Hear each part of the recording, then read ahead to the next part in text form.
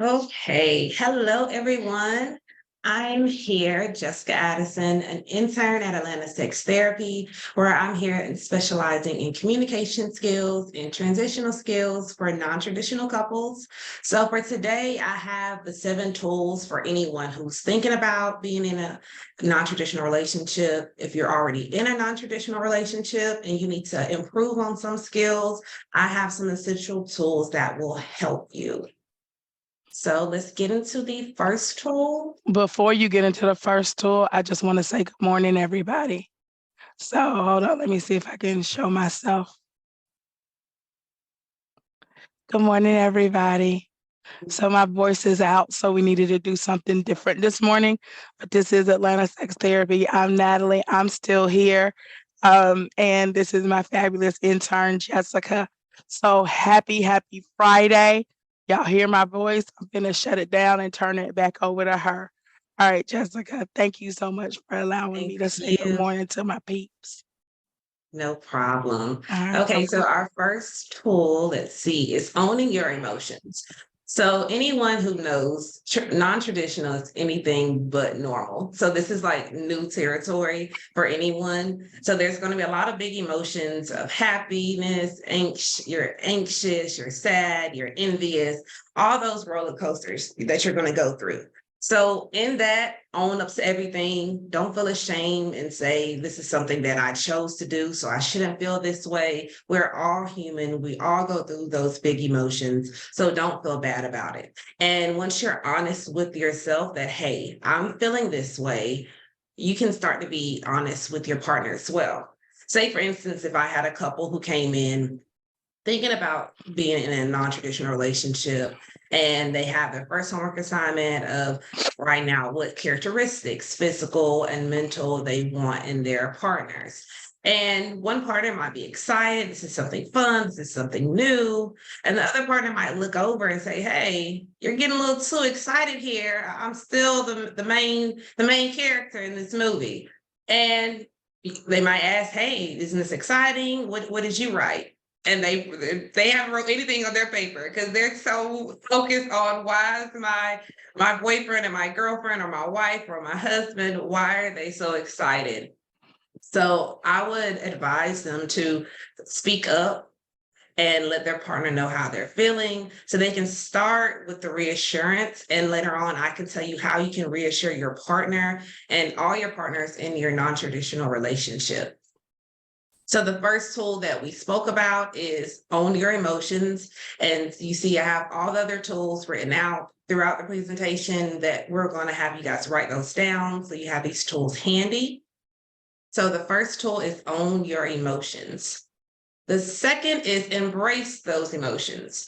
So like I said, the same couple that came in the office, they wrote out what they wanted in a partner. They found their partners.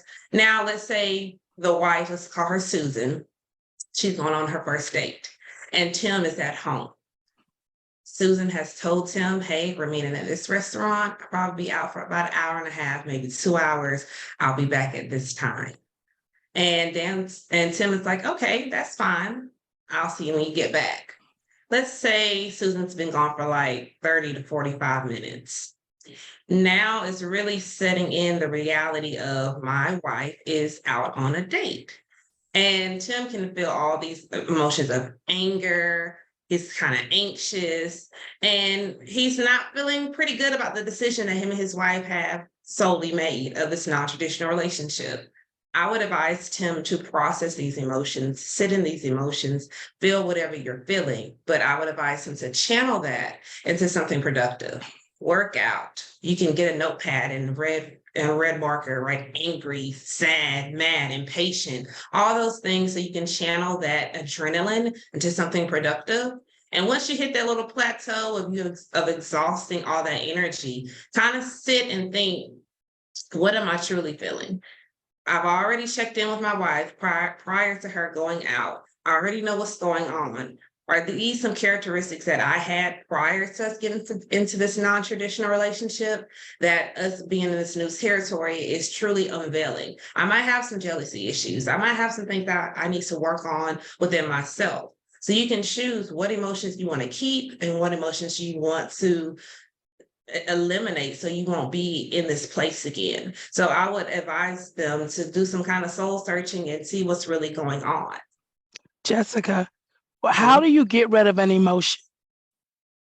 First, you have to acknowledge it Okay. and acknowledge where it's coming from, get to the core Yeah. of kind of working inside out, and then try to look for some coping skills of that kind of get you out of your element. Because a lot of times when you put things in the back burner, it kind of boils over. So facing it head on to why you're feeling this way, and doing some things like distracting. And I don't mean distracting by like not acknowledging it, but putting something productive in your schedule. So it can be out of sight, out of mind.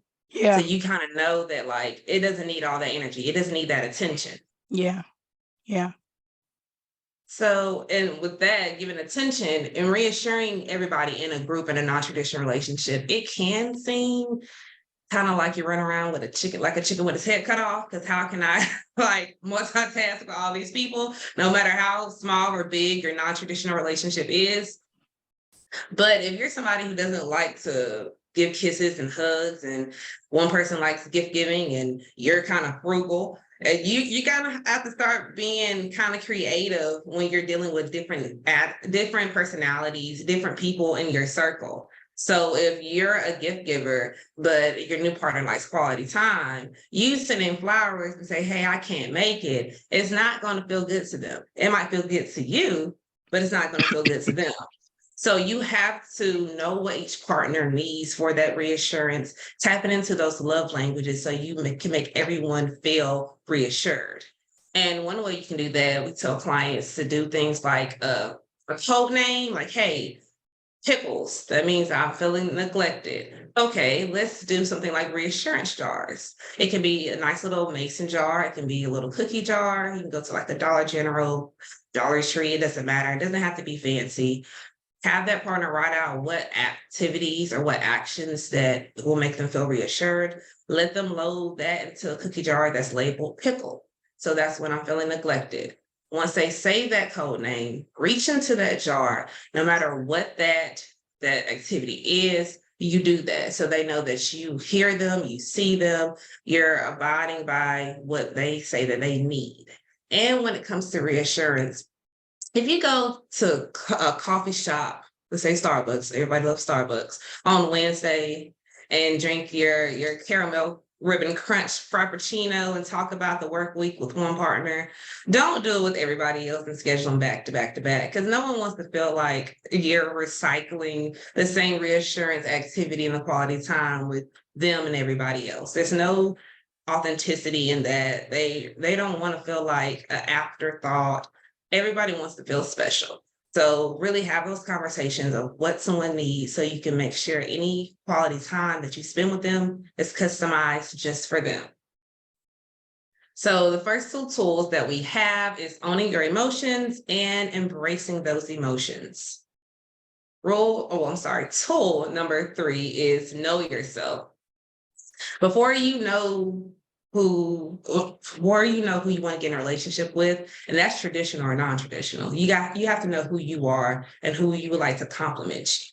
So the 3 S's that I have for couples are self-examination, self-care, and self-esteem.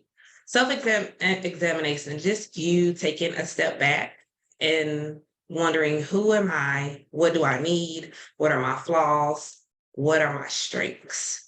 And with those flaws, if I know I'm a hothead, I don't need anybody else who's a hothead too. I need someone to kind of level me out and be my calm in my storm to keep me level headed. And self care is doing activities, going shopping, spa day, taking a walk, exercising, things that I need to stay afloat and get my mental in check and for my sanity. And with that, it can boost your self esteem to know who you are, know what you need, build you up and lift you up to where no one needs to come and do that for me. If you come and you are accompanying me and you're my companion, that's nice, but I don't need you to make myself feel better. And that is in, go ahead. You want to say something, Natalie? Yeah, you can see my face. Are Yeah. you okay? Yeah. All right.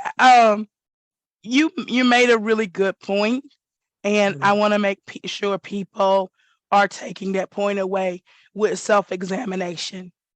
Okay. And so when you are thinking about adding on a third partner to a relationship, a fourth partner to the relationship, you really have to think not only about what do I need, what am I looking for, what does my partner need, what are they looking for, but how this person will fit in our life. What are we wanting this person to bring? What is going to be a good fit and what is not going to be a good fit? And it's I want people to give it the same care that they do to picking a primary partner. Like, what is the vision you have for your life with that? What are you wanting this third partner to do? Is it just have sex? Okay, let's say that and let's put that out on the table. And how does that look? Is it to have sex plus go to concerts? Is it to have somebody else to raise the babies so that we both can work? And so, really being honest with that self examination of yourself, of the current relationship, and the needs that you guys have. So, a lot of times I see people and they're so excited because trying to find a third person can be difficult, right? Mhm. Or fourth person in a relationship because we have so many dynamics. And so what we'll see is people will get into these relationships. Gotta sneeze. Okay, that's why I don't need to be talking. Okay, so let me say this and then let me stop.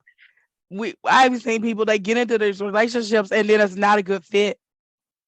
Like nobody sat down and figured out, is this a good fit? And that's a really good thing to talk to a therapist about. Like who do you think we need to be looking for? What milestones do we need to be aware of in our life? Um, so for example, if we have let me try to think of a good example. So let's say we have a young couple and they decide they want to add a third, but the wife wants to get pregnant and the other person they add wants to get pregnant too. And so that may be a good fit, it may not be a good fit, but that's something that we got to think about.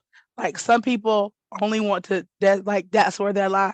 We can have all of the partners, but I'm the only one who wants to be the one who bears the children. I feel like that was on a TV show. Oh, it was.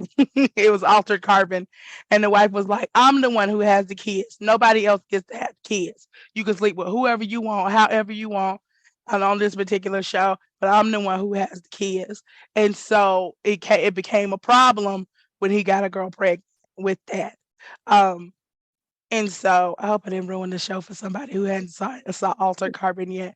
So I just really want people to go deep on that self-examination piece and not themselves, their partners, and what their relationship can handle.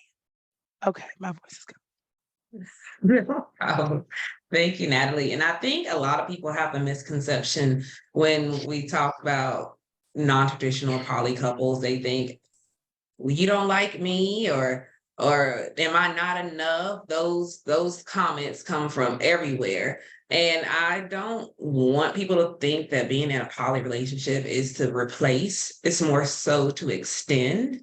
And we love the analogy of like a melting pot. If anybody who cooks, you're supposed to taste as you go. And you might taste what's going on in the relationship. What do I need to add? What spice do I need to add? What doesn't need to go in here? It might be powering. So I want you guys to think of it like that. Like, don't think of someone taking your partner away, because that's really selfish. And those are big emotions that happen when you want to transition into a non-traditional relationship. One little thing that people can do, if you're like me, I like to people watch, and what better place to people watch is at the airport. So sometimes you might not know what's out there. So you might need a people watch, and I know you can't judge a book by its cover, but at the same time, you might see people in different scenarios just people watching and just being an eyewitness and say, hey, I want someone who's assertive like that. I want someone who knows how to get what they want. I want somebody who's tall like that, has that hair color. So it can kind of help you know what's going on in the dating world. And we're in Georgia. So there's a lot of different people in Atlanta that we didn't even know had that much confidence to come out the house or to act this way. And it might be something or a spice we want to add to our melting pot. So people watching is a great way to see what's out there in the dating pool. So the 3 tools that we have, again, if you're writing this down, it is own your emotions, embrace your emotions, and know yourself. The 4th tool, I think this is what we say to all couples, is communication. Communication is the universal key to everything. A lot of disagreements, a lot of topics that we bring up to couples, and we ask the golden question, have you guys talked about this? And they most of the time say, no, we never discussed this. We never had that conversation.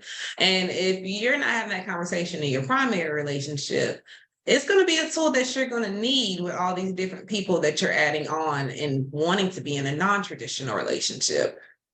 And a good activity that you can start off in doing is like an active listening and clarification technique where someone is expressing an idea or a perspective to you and you're completely silent, letting them get their word out. And when you respond back, you're not responding with your perspective, you're responding, repeating word for word what they said and clarifying, is that what you mean? And once it's clarified from that partner, then you come back with your response. So a lot of times, like the Dan and Tina couple, let's say telling Dan, hey, you don't clean, I need help, the house is a mess. And he might say, so you're saying I'm sloppy. You're saying that I'm lazy. And with that, you can try to switch that so you can get your point across and you can kind of clarify what's going on so no one kind of goes below the belt. Because sometimes in arguments, the topic of what we first started talking about gets lost in the crossfire. So with that, I would advise Tina to say what she feels, but in that, instead of saying you, use the word I. Maybe I feel overwhelmed. I need some help around the house. I feel like I'm cleaning up by myself or I'm doing things by myself. Dan can come back and say, so you feel overwhelmed. You feel like you're doing things by yourself. You feel like you need help. With that, she's clarifying everything she says. And with Tina, she's not saying you, because when we hear you, we automatically see red and think, you're talking about me, I'm in defense mode. I'm going to start an argument. I feel offended. But when you say I instead of you, you're you're separating the problem and the person, and you're letting them know how you feel and not more so putting blame on them. So the 4 tools that we have already is own your emotions, embrace your emotions, know yourself, and communication. Tool number 5 is show affection. Like we said before, in non-traditional relationships, you're dealing with new people.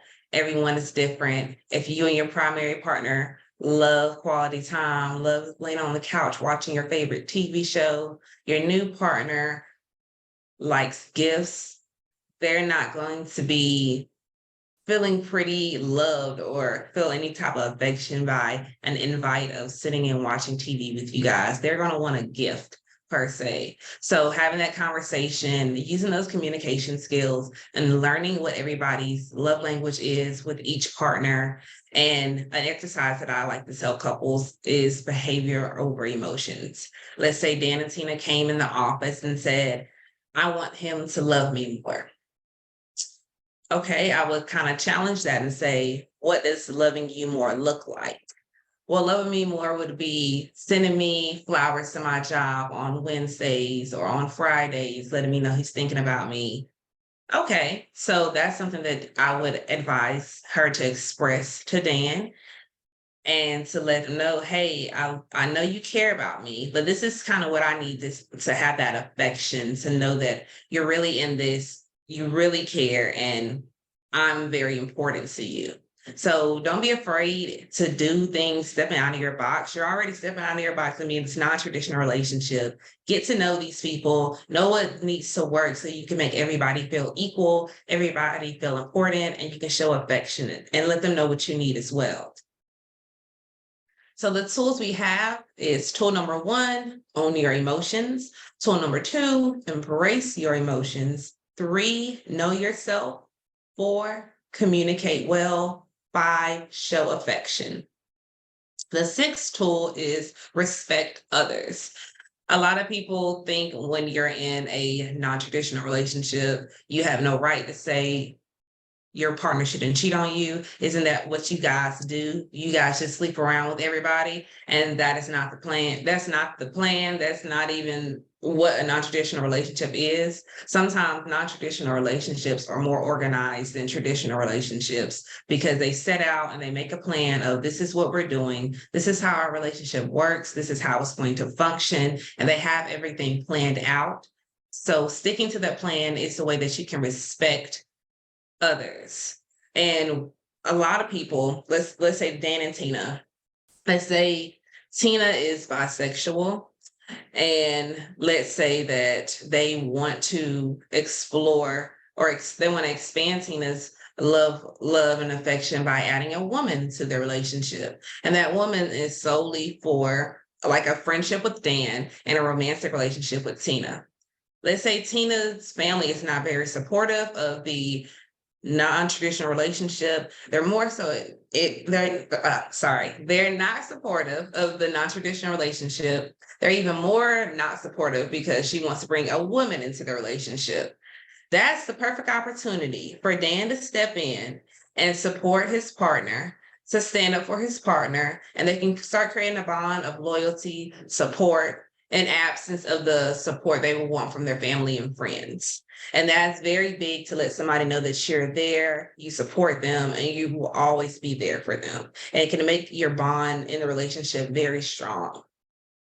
Another concept that kind of fits into this is compersion. Compersion is when someone takes joy in watching their partner embrace or feel happiness or pleasure with other partners. So Dan can feel happy that Tina is really living her truth. She's exploring both options because she's bisexual, and it's making her mood throughout the day become better because she has this sexual freedom, this freedom in her love life to be whoever she wants to be. And when she create that comfortable space, faithfulness and being respectful, it becomes very common because you don't have to hide behind anyone's back. You don't have to hide behind your partner's back if you want to explore different things with different people. So the tools we have so far are tool number one, own your emotions. Tool number two, embrace your emotions. Tool number three, know yourself. Tool number four, communicate well. Tool number five, show affection. And tool number six, respect others. So our last tool is plan and set boundaries. In a non-traditional relationship, if you are not organized, this is the best time to get organized because there are a lot of things going on, a lot of quality time that's going to be planned out, a lot of date nights that's about to be planned out, and some new people who have their own responsibilities and jobs that you have to kind of work around their schedule as well. So one thing that is a great tool is an online calendar. And these are things where everybody has a link to a calendar that kind of shows what available time everybody has. And with that, it can kind of create some comfort and reduce any type of miscommunication because one might feel you're neglecting me, you're avoiding me, but it's simply, I don't have the time. Let's say Dan and Tina are two business execs who work out of town a lot. So they're free time is very limited, they can plug in what their availability is in that online calendar and they can kind of schedule that time. And a lot of times when we have clients, when we bring up scheduling anything, they're like, oh no, because it's supposed to happen organically. And if it's not organic, then it's forced. But as adults, we have to plan out a lot of stuff. I have a lot of timers and sticky notes around my house, and I need that to stay afloat so I can be organized. And it should be no different in your love life or anything else. So an illusion of what everyone needs and how much time they need is written out there. If you know you're someone who needs cuddling time on hump day to kind of get you through to the weekend, you need to schedule that. And once you open your mouth and let everybody know, hey, this is what I need so I can feel reassured, so I can feel good about this non-traditional relationship and this transition, everyone else will respect it too. You'll be surprised when you open your mouth and have those conversations. Everybody respects it and it's in the same predicament as you. So you guys can kind of get a flow of what everyone needs and you guys can plan accordingly. So the 7 tools that we have is own your emotions, embrace your emotions, know yourself, communicate well, show affection, respect others, and plan and set boundaries. Now, these tools, like I said, I'm going to keep it up here so you guys can kind of write it down. But like I said, this is for anyone who is thinking about getting in a non-traditional relationship, who is already in a non-traditional relationship and never knew, hey, maybe this is why we're having these issues. This is probably why I need to tap into more so we can improve our relationship. Natalie, is anything you want to add? No, yes. Thank you. I think you did an excellent job and you were perfectly on time. So congratulations to you. We got 2 minutes left. So I will say that you currently are doing free consultations.